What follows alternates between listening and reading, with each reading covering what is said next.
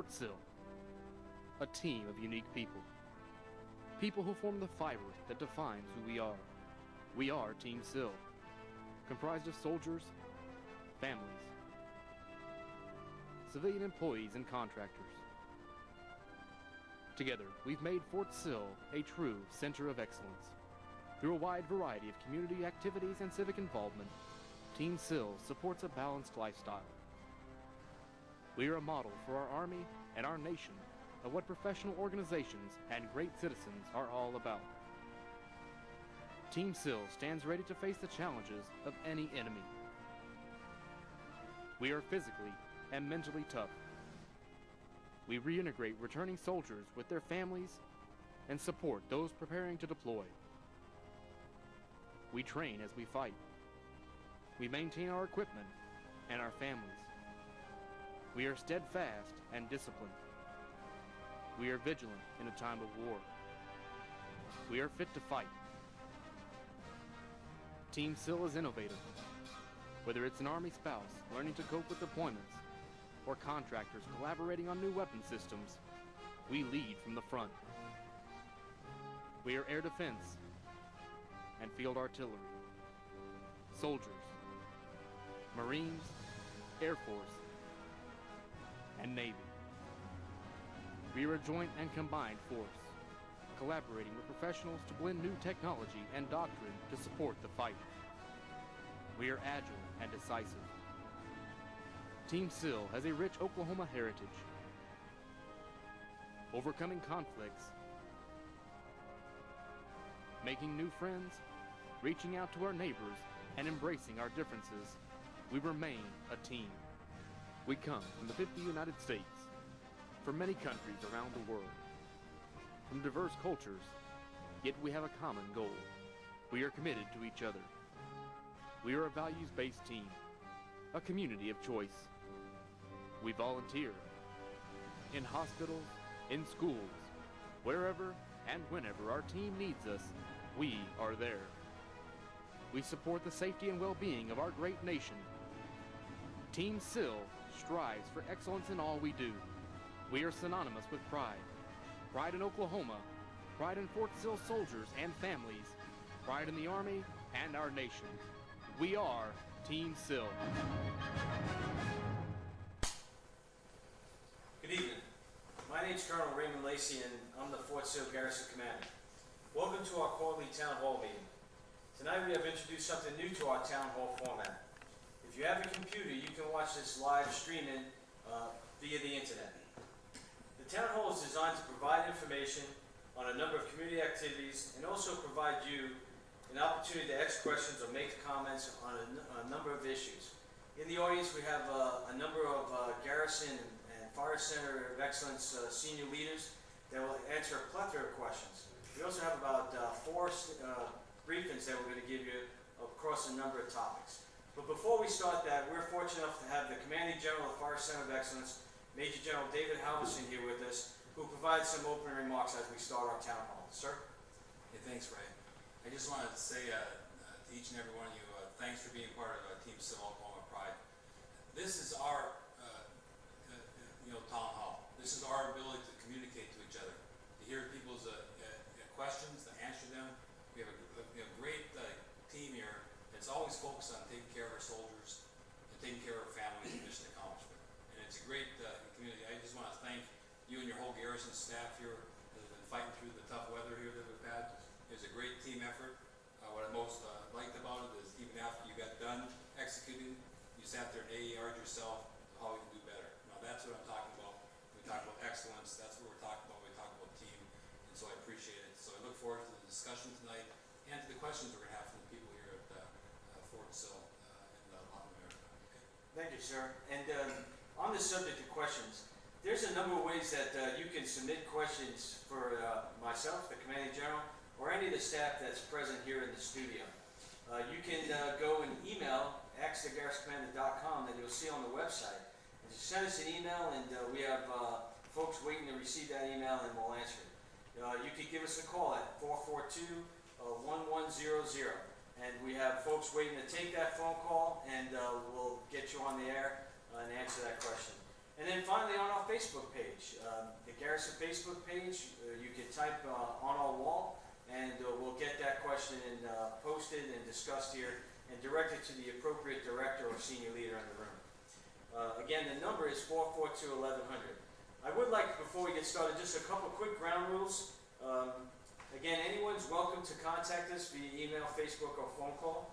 And we ask you just to provide your question, provide a comment, or even just tell us how good a job we're doing, or somewhere we can improve. When you call, the operator will ask you for your name, the phone number you're calling from, and if you're a military ID card holder. This will allow us to address you by name. If you're disconnected, we'll be able to call you back to provide you that answer to your question. Please be patient. We have one telephone number that holds up to 5 calls at a time, and we'll get to your call as soon as we can as they are received.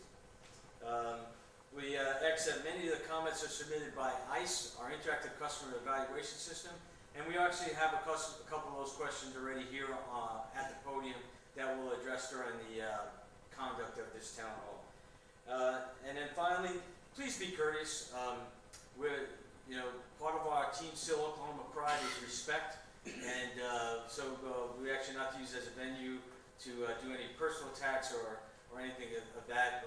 Just courteous is, and we'll make sure we get the right answer to you. Okay, so the phone lines are open, and obviously email and Facebook's ready for your questions.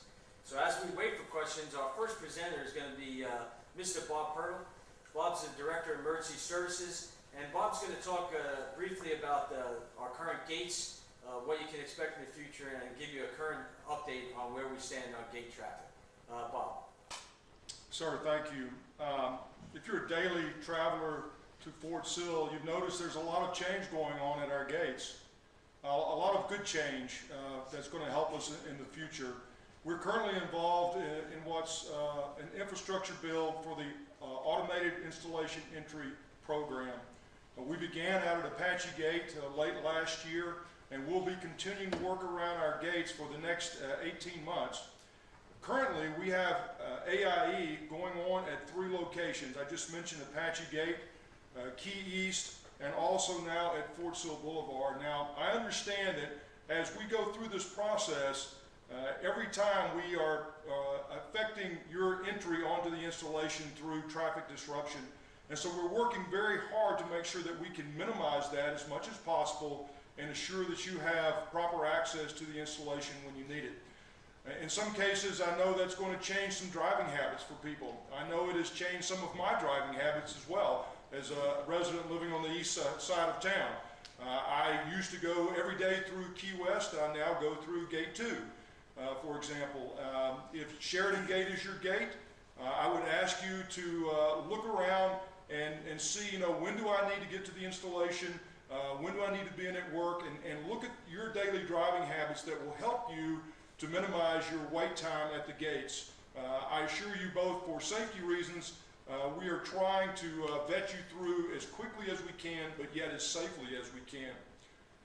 AIE is going to be a great thing for us, and like I say, right now we have that traffic disruption going on at 3 gates, and we're going to continue to work that over the next 18-month period.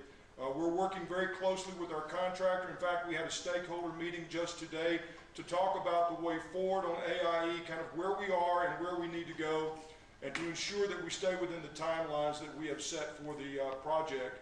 And so, I can't thank you enough for being patient as we go through this. It's not easy. Change is never easy at times, but it will be change that will be worthwhile and very beneficial to everyone on installation once we complete this project. It will allow us to achieve depth, to get off of the perimeter of our installation, and allow you to be vetted safely through. And so we're looking forward to when that time comes.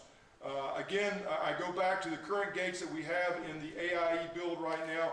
Apache should be close to closure. In fact, we hope to go back to normal operations at Apache within the next couple of weeks or so.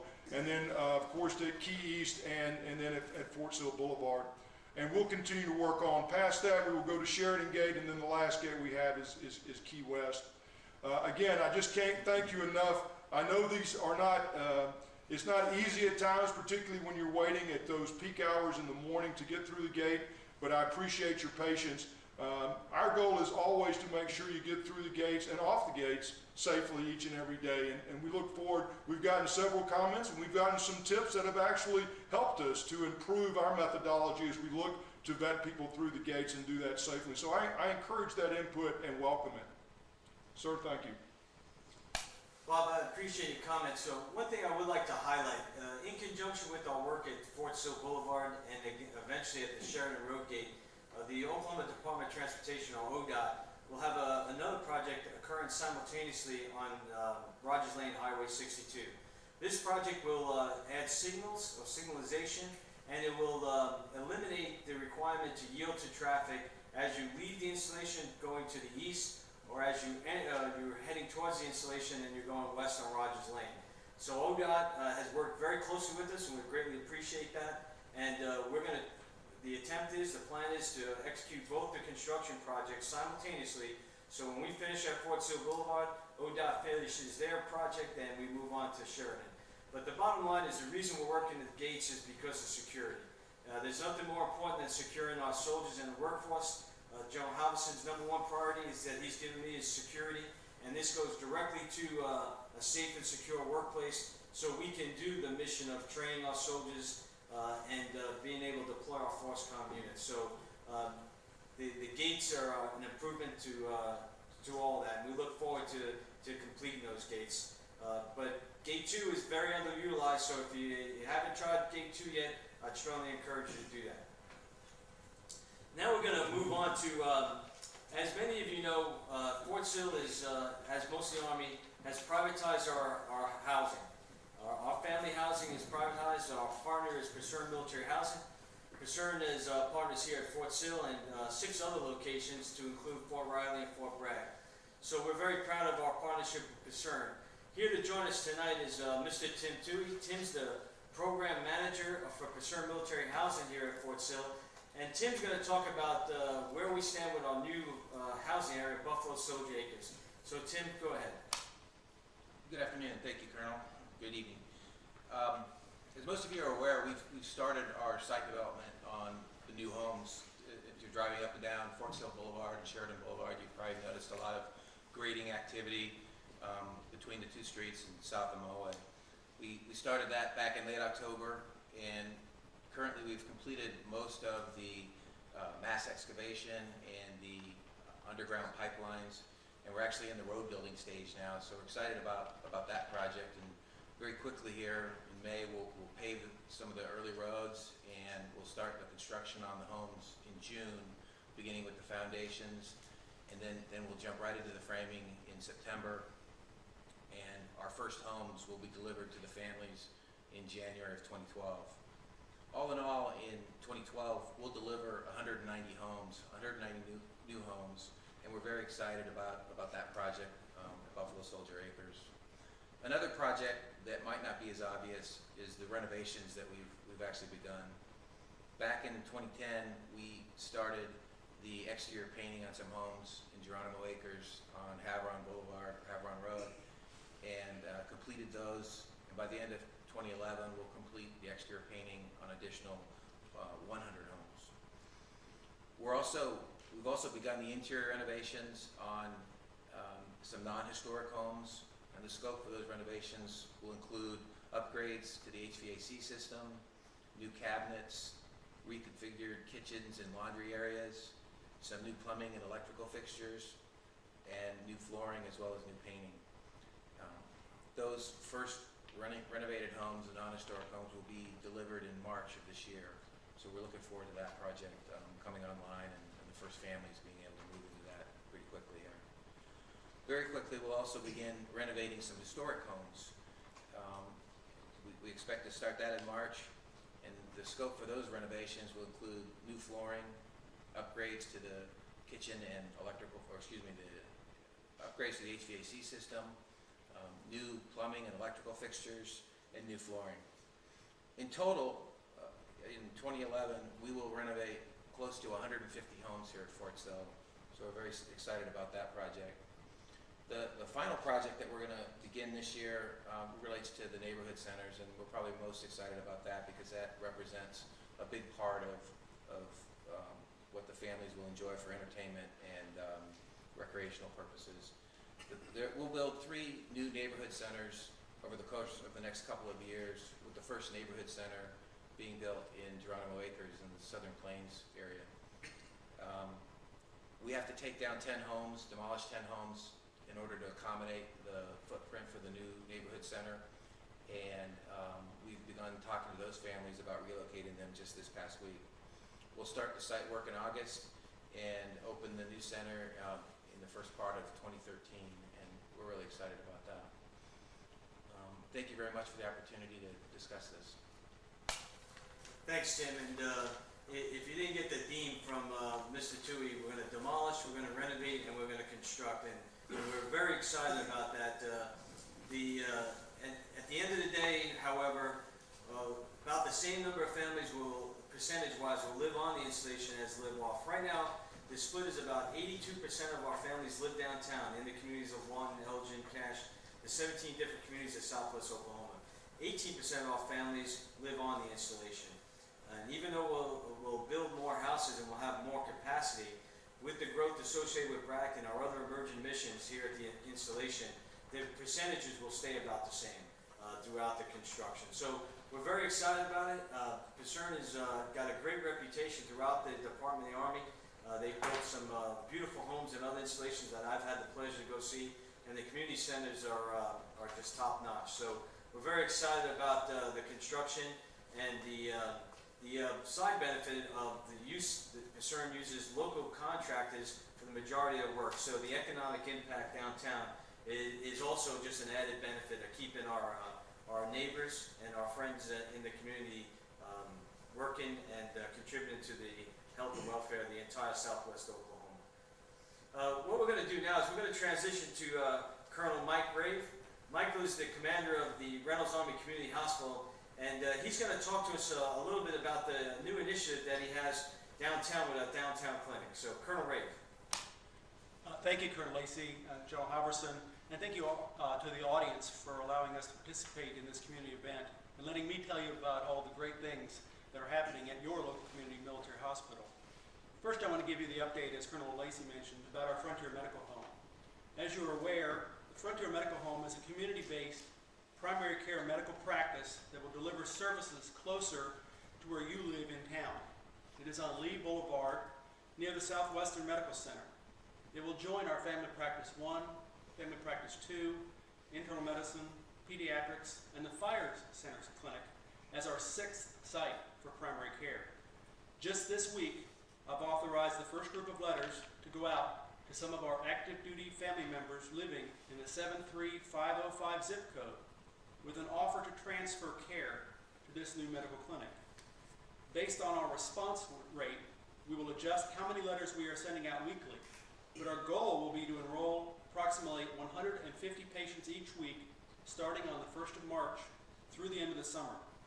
Our approach is deliberate, as we want to fully embrace each new family into the new clinic before bringing in new groups.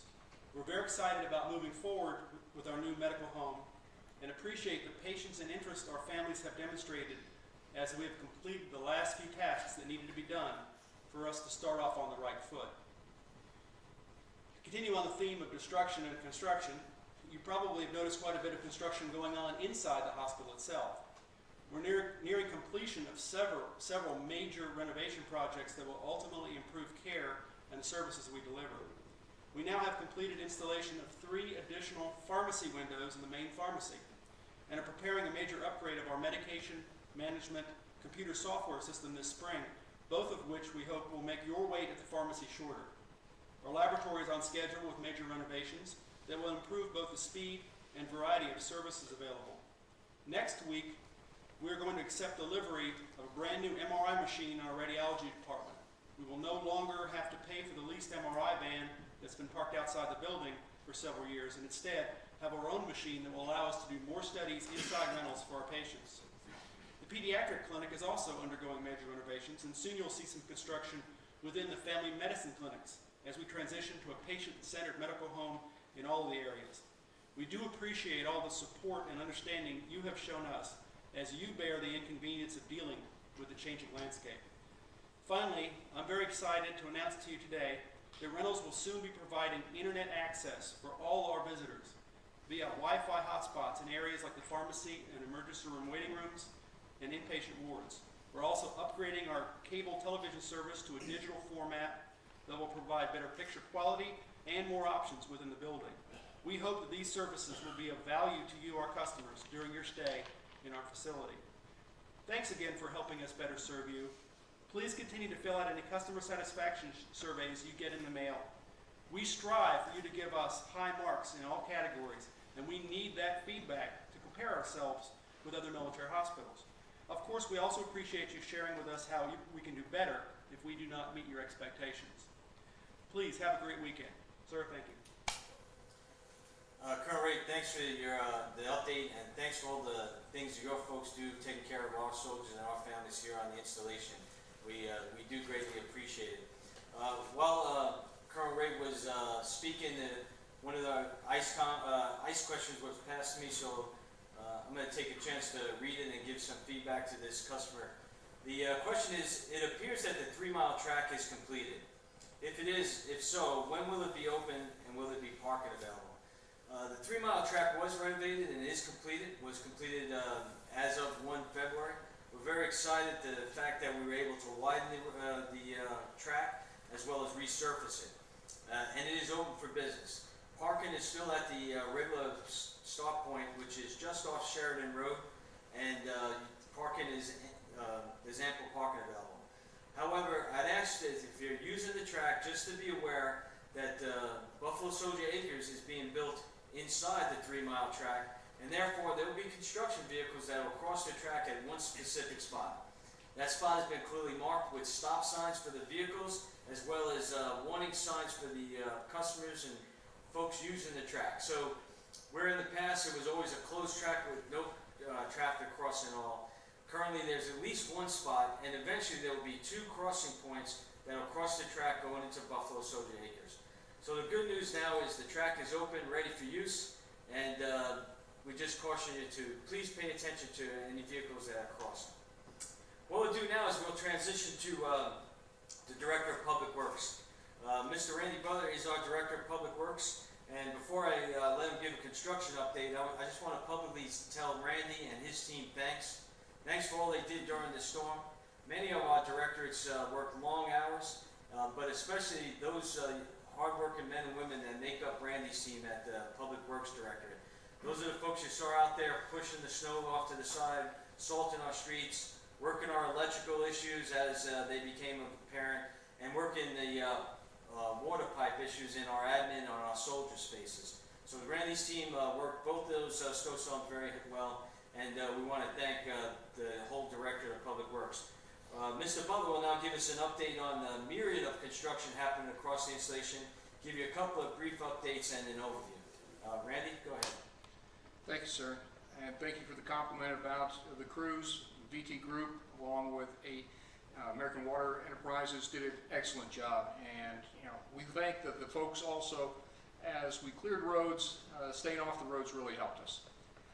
As Colonel Lacey mentioned, there's a myriad of construction projects going across post. What I'd like to do tonight is give you an update on a few of them, as these are probably the visible ones that you see around, and you probably wonder what's happening with those particular projects. If you drive down Sheridan Road, you see a new complex of barracks being constructed right across from where the theater is. This is the UPH. It's going to house about 630 brand new soldier rooms for our single soldiers. It's under construction. It is basically moving at a great pace, no delays. We should see this project complete in about the February 12 time period, and we'll then start moving our soldiers into these particular barracks and out of some of the older barracks in the 2800 area. What you also see as you go down further down Sheridan, you see a lot of new bases for the light poles that we're installing basically from the Burger King area right there at Curry Road all the way to Key Gate West. Now we'll light that section. That project will be complete here in about the April time period. We're right now awaiting the light poles for installation. What you see is the cabling and the bases have been constructed, and we'll move along to get you lights along the rest of Sheridan Road there. Additionally, there's a new project that hasn't broken ground yet. There will be the groundbreaking coming up here in the March time period, and it's for the new Field Artillery AIT barracks, and it'll go over near Frontier Chapel area.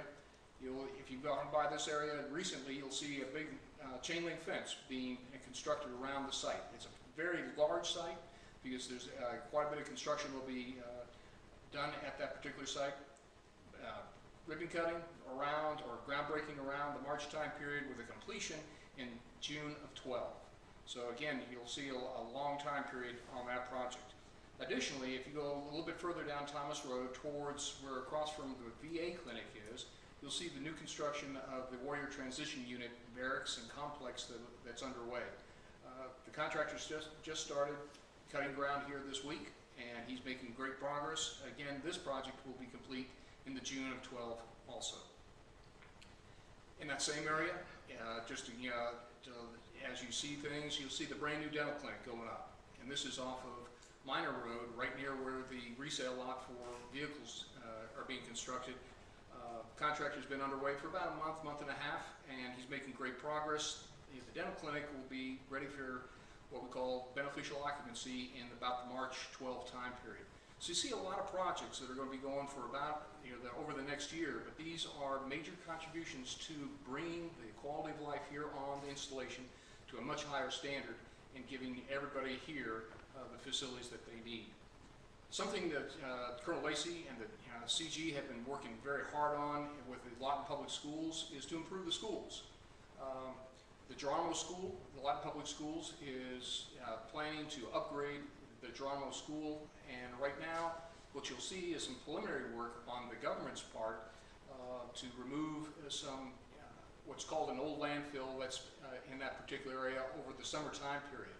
That's the prelude to allow the school district to begin construction here at the end of the year. What we're being told right now is that construction should start somewhere in the November time period, or when the contract goes out in that time period. So you can also expect that area along Geronimo Road to see major construction. See a lot of road projects going on. Right now we have Hoskins Road, which is at the end of the airfield, torn up. That particular project will be complete by the April time period, but it'll give us now a all-weather surface road. If you've driven on that particular road, it's been pretty rough, and it's been high on our list to get resurfaced, and it's being done right now. You also see parking lots going in around the museum area and around Summerall Hall. Those are also getting ready to be paved, and that project will complete up in the May time period. So that just gives you an idea of some of the projects that are ongoing. If you have further questions about projects, I can talk about specific ones at that point. But, sir, thank you for giving me the opportunity to let folks know what's going on post. This is an exciting time at Fort Sill. It's probably one of the greatest build times in recent history, and over the life of Fort Sill, there's a couple of big build eras. Obviously in 1870 when the post was began, and then in the 1930s time frame, Academic Heights and some of the instruction facilities.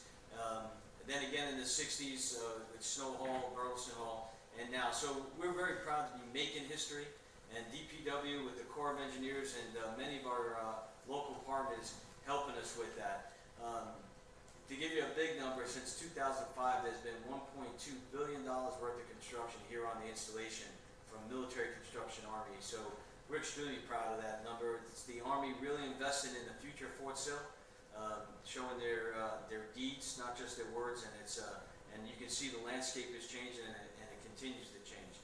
So we're really excited. We promise you that we'll do everything we can to synchronize projects, to make sure we don't close too many roads or make it too inconvenient to move around the installation. And we keep a very good eye on that between my office, Mr. Butler's, the Director of Emergency Service, Mr. Purtle, to make sure that we keep those movements synchronized. Hey Ray, the most important thing I think for all the listeners and everyone is that this whole aspect of city planning, urban renewal, and what Brax allowed us to do is really is a hallmark for a lot of these things. When you see these small projects going in, be it putting in new sewers or new water pipes, you got to fix the infrastructures and stuff here, and I'm very pleased with our ability to do that, so we can keep pace with the construction that's going on. Because of these new buildings that go up now have a whole set of arteries and stuff that they have to be able to accept to be able to look at, especially, as you know, with groundwater and all those issues that we have here at the Fort Sill area. So a lot of great planning's been going on. And what you'll see is urban renewal aspects just like we're seeing. And it's really important for us, so therefore we maintain our ability to train and fight, and yet create a town atmosphere where you feel comfortable, where you have the services you need, the places you can shop, and the places you can live and stuff, and do that. And with anything else, it's also the great construction we're doing at Snow Hall. You know, we're going to have the fire seminar now at Cameron just because we got a lot of construction and renewal going on in Snow Hall that has not had since at least I was a lieutenant, which was, I don't know, a long time ago. But that's important stuff. So to each and every one of you, when you see this, it brings out the vibrancy of the community, okay? I would be concerned if you live in places where you're not seeing a lot of construction, or you're not seeing a lot of this work done, because you have to keep pace with this, or it'll be a bad day. It's like your artery, it'll be a bad day if you don't keep yourself healthy and things. And I'm very pleased to see the crosstalk that we've had, and for everyone, there are albeit there's small, just like Bob said with the gates and stuff, but in the end, we're going to be postured very well to have a great community here, and so I appreciate everyone's efforts in that. Okay. Thank you, sir. Sir, what we'll do now is we'll move on to our next presenter. Our next presenter is the general manager of both here, the Fort Sill AAFES operation on the entire installation, as well as Altus Air Force Base. Mr. Mike Lanham joined us about 6 months ago now, and has really taken the bull by the horn. Just like the Fire Center of Excellence is expanded, the AAFES operation is meeting the challenge of a growing Fort Sill.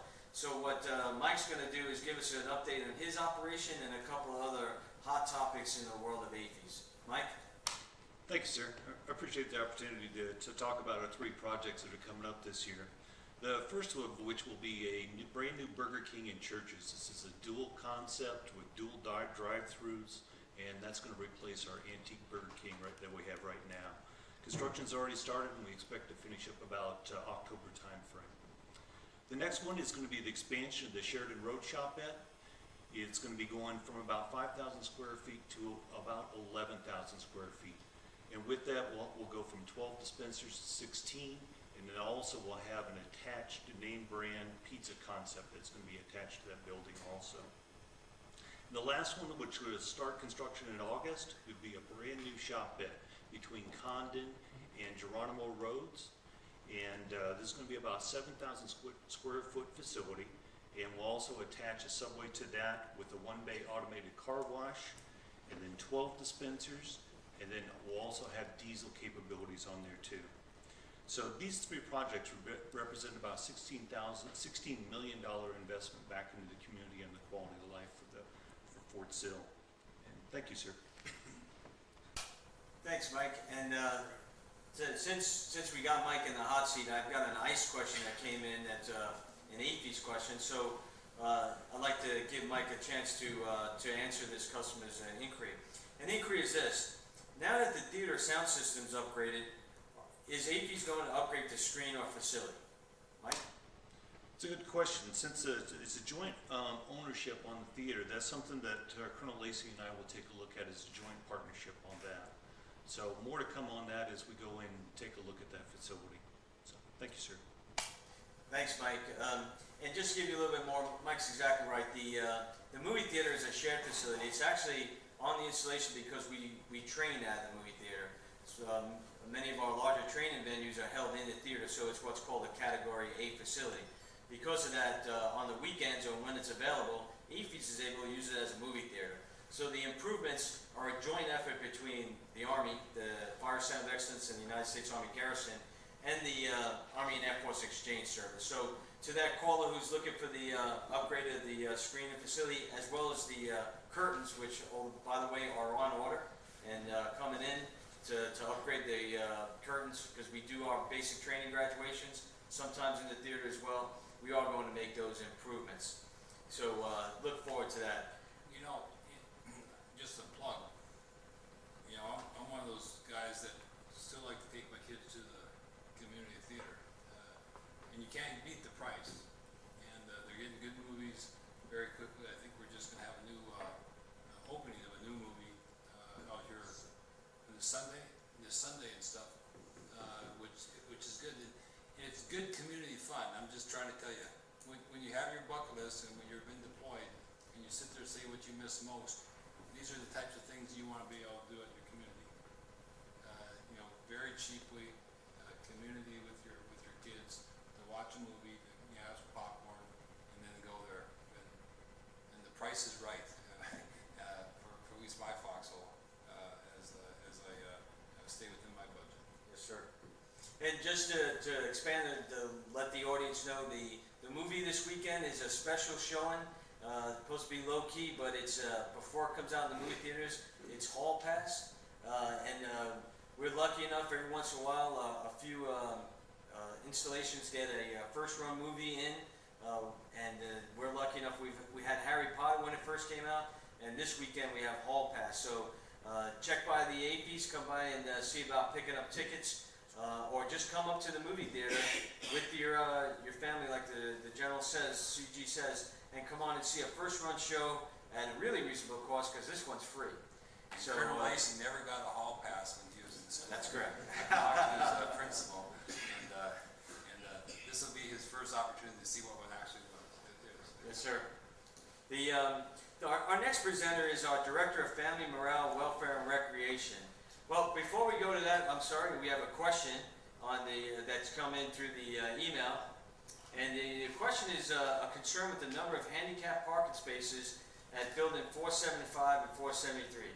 How come reserve space was set aside in front for leadership and not for the handicap? And let me answer that question.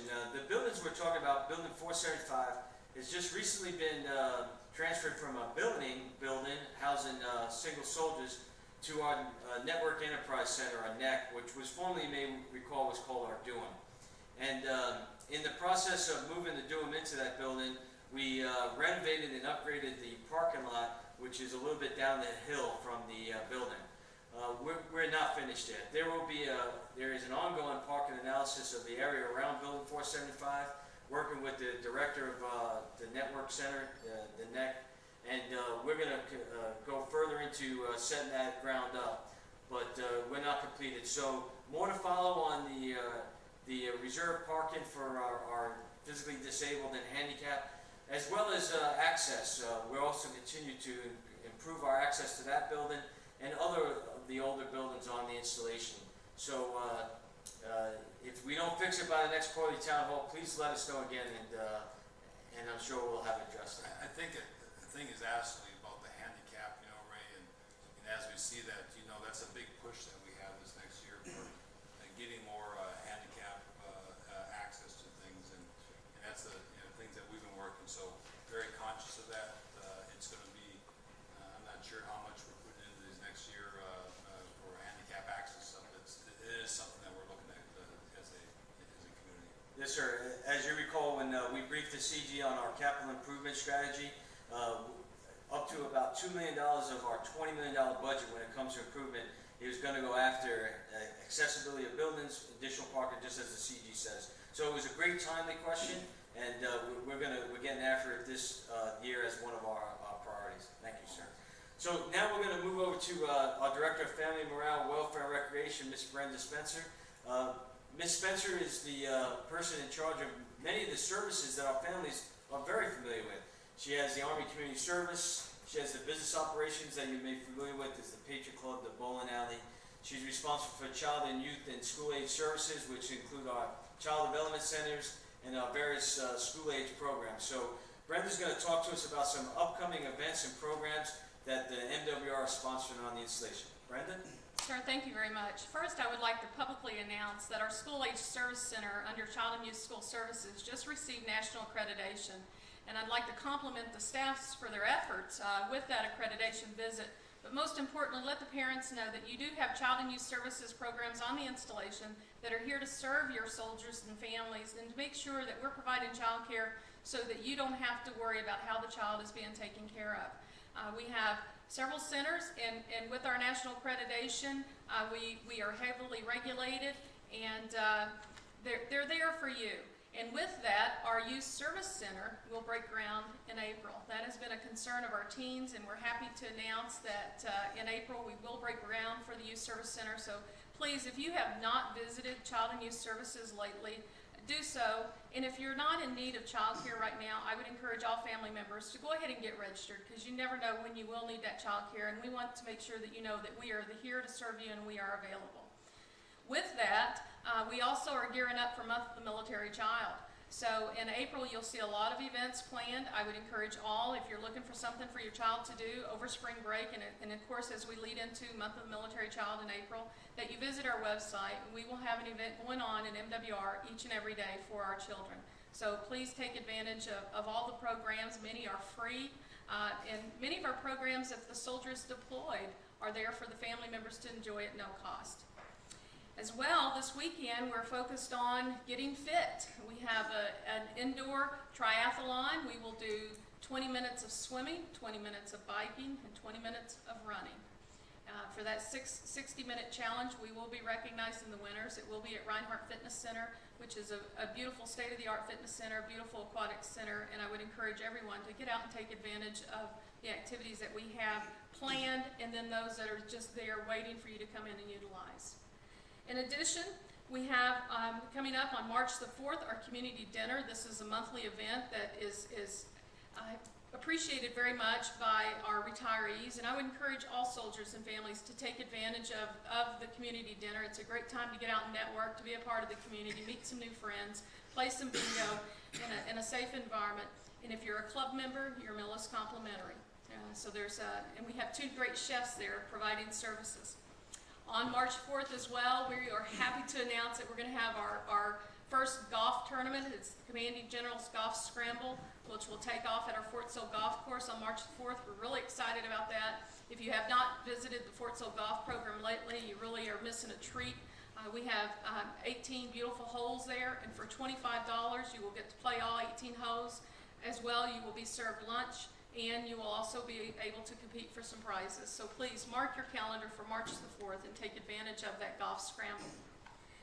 In keeping with our commitment to get fit, we've got Mountains of Mayhem coming up on March the 5th and 6th. We will have 22 miles of road rides for our bikers, and 16 miles of tough terrain for those that are a little bit more adventurous to take advantage of. We would encourage you to get out and take advantage of the Mountains of Mayhem and see the beautiful surroundings of Lettra. It's a beautiful, absolutely beautiful 500-acre lake that we like to celebrate, and we would like to kick it off with Mountains of Mayhem on March the 4th and 5th. And then again, as we move into March, we're going to go deep sea fishing in Texas. For $185, you can go deep sea fishing with us. That will cover your lodging, that will cover your travel to and from, and also the bait and the cost. The only thing that's not covered is your fishing license, and we will work with you on that to make sure that you are covered. So I would encourage you to take advantage of that. All of these programs are available for you on our MWR website. I would encourage you to take advantage and go in there periodically and check us out at www.sillmwr.com. As well, you can sign up as our friend on Facebook, and you will receive these updates periodically as they come available. One last comment that I would like to make: as you know, we are taking registrations now for our flag football, also our youth baseball, and our youth girls softball. It's very important that you register for those programs now to make sure that you've reserved a spot for your child, and you go ahead and get all the paperwork necessary. Please make sure that you get your sports physical. And when you go in to see your physician, please make sure that you ask for a physical for all sports that you think your child will be enjoying throughout the summer season. This will not only allow you to register for those specific sports, it will also cut down on our appointment time, which will help us at Reynolds Army Community Hospital, and it'll also save you time with going back and forth. So we'd encourage you to please take advantage of that, get registered early, and we hope to see you participating in all the wonderful MWR programs that the installation puts on for you and your family. Thank you, sir. Thank you, Brenda. One of the things Brenda didn't mention that was in the Lawton Constitution just the other morning was MWR was named as one of the top 10 businesses for fitness in Southwest Oklahoma. And we're very proud of the fact that our MWR director and HUD director takes the lead for fitness as a business entity. She is the proponent of the CG's Challenge, which goes against childhood obesity and really tries to get people just up and exercising. So we're really proud of our MWR operation. Hey Ray, I just want to make sure everyone understands. A lot of people say, hey, what's going on? There's nothing going on. I'm telling you, you got to wake up. You got to get involved. You got to get on Facebook. There's so much going on. You got to just seize the day and seize the opportunities. I'm just amazed at what someone could do. A lot of it is very cheap, like you said, just that fishing trip to Texas is unheard of. That you can get out of the barracks, you can do these things that you want to do to be able to see different aspects of Oklahoma or other things. It's available. You need to make the commitment. This is the aspect of it, resiliency and what you can do for yourself. And it's all about fitness, it's all about family, it's all about team building, and it's all about these things that really make it special.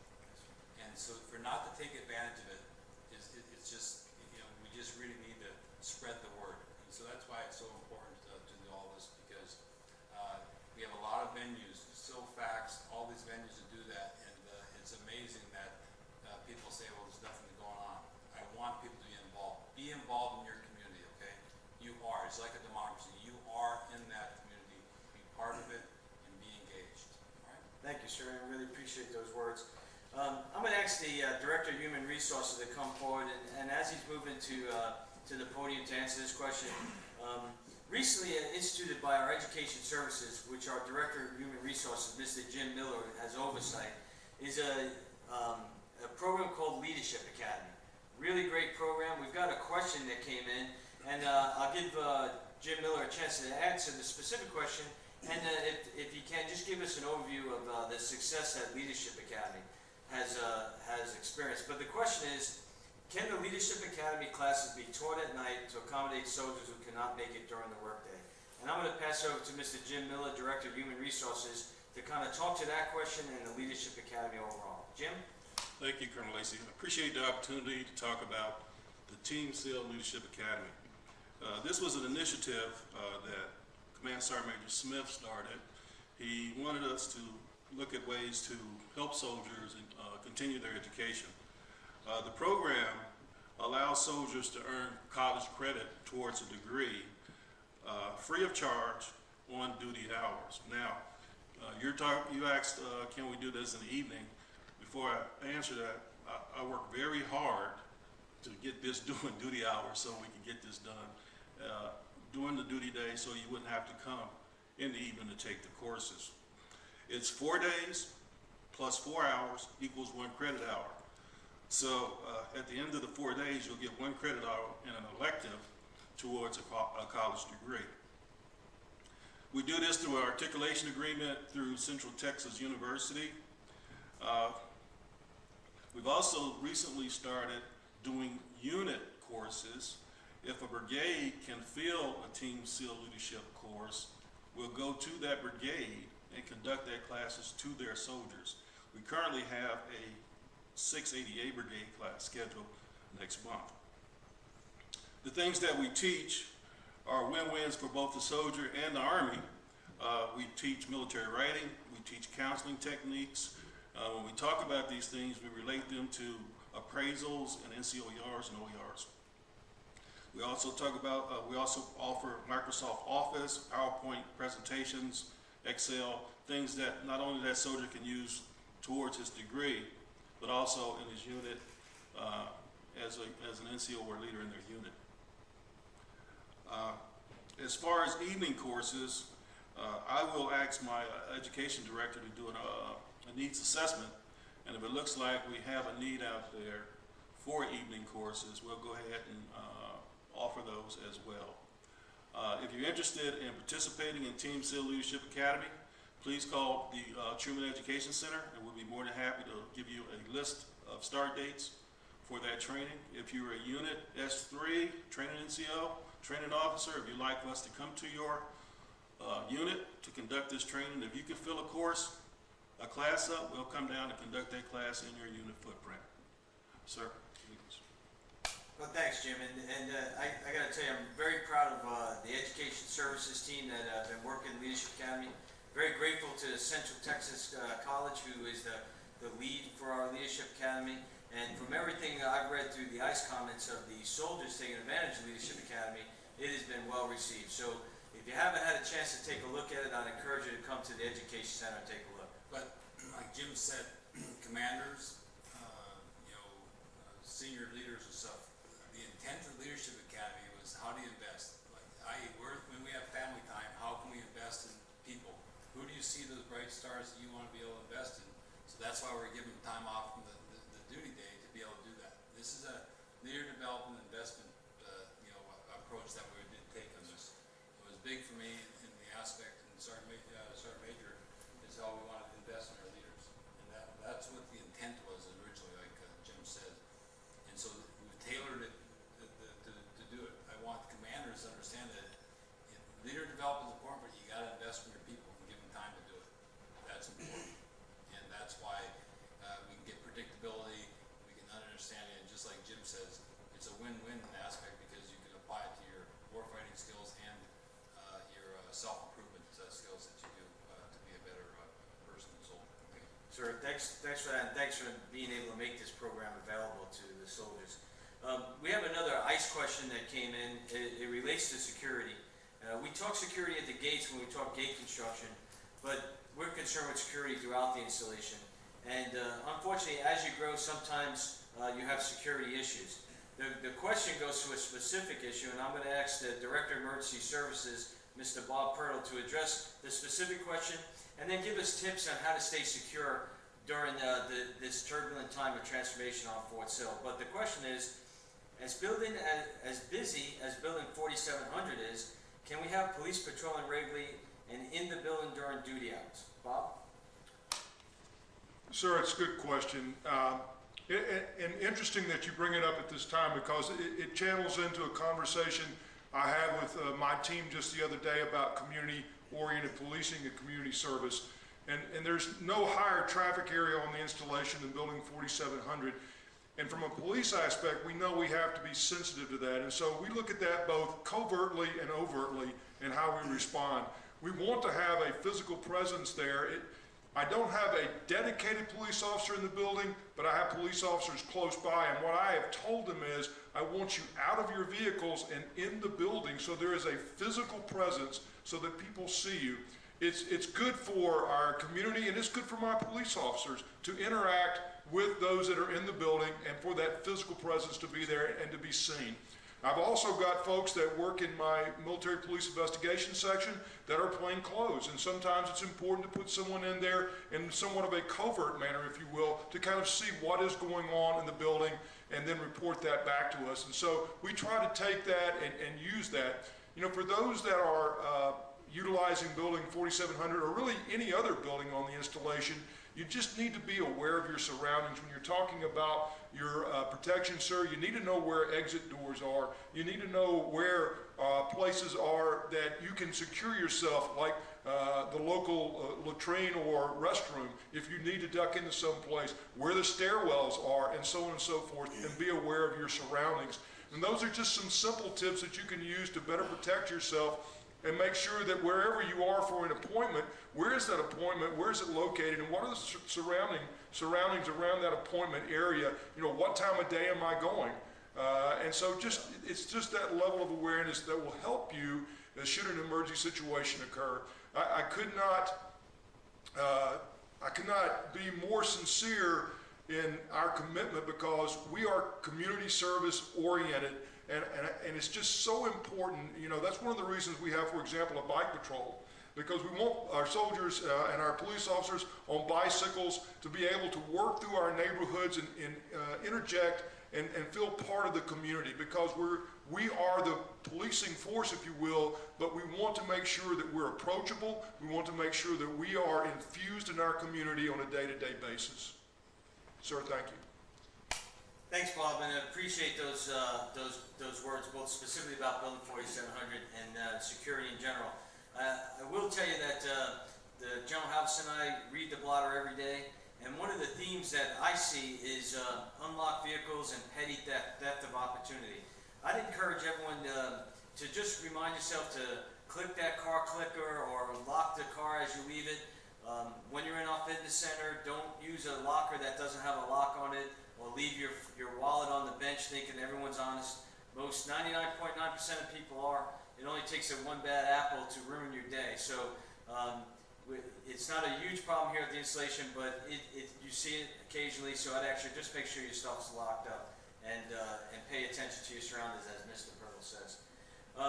We do have a comment that came into ICE, and I'd just like to read it and let you hear about it. The comment is a positive comment, and it's one of our customers saying, "Thank you for all the lights and new signs on posts. The posts are looking much better now." And we do appreciate that. And as we discussed, there's more lights coming. They're energy efficient lights, so we're very aware that energy is important. We try to reduce our energy footprint, but while still making it a secure and safe place to navigate around the installation. What I'd like to do now is, we only have a few minutes left. I'd like to give General Halverson a chance to make some closing comments before our time is up. Sir, any comments you'd like to share? No, this is a great forum. I appreciate everyone coming out to give an update from some questions and stuff from each of your directorates. Very informative. I appreciate that people. This is a new means to communicate. I appreciate the innovative style of our staffs and stuff to think of new ways to connect. And so it's a great opportunity, and I really do enjoy spending the hour with y'all. Thank you, sir. Thanks for you taking the time. And thanks for the team that set this up, the Garrison IT team, the PAIO, which is the Plans Analysis Integration Office, and all the folks behind the scenes. What you didn't see was the 20 or so directors and senior folks that are sitting to my left and right that were here ready to answer questions, both from the Fire Center staff as well as the Garrison staff. And finally, I'd ask you to keep safety in mind. Believe it or not, we had negative temperatures just a week ago, and now today I'm told it hit 80 degrees. You're starting to see motorcycles out on the road, and there's still gravel and salt from the melting of the snow. So please be careful out there. Use your reflective gear. If you're jogging, use your reflective gear, and don't use headphones as you're jogging in open roads. If you're on closed tracks around fitness centers, by all means. But be safe out there. Thanks for participating. Give us your cards and tell us how we did with this. Did it service you? Did you get what you needed out of it? And again, have a great Team Sill Oklahoma Pride evening. Thank you very much.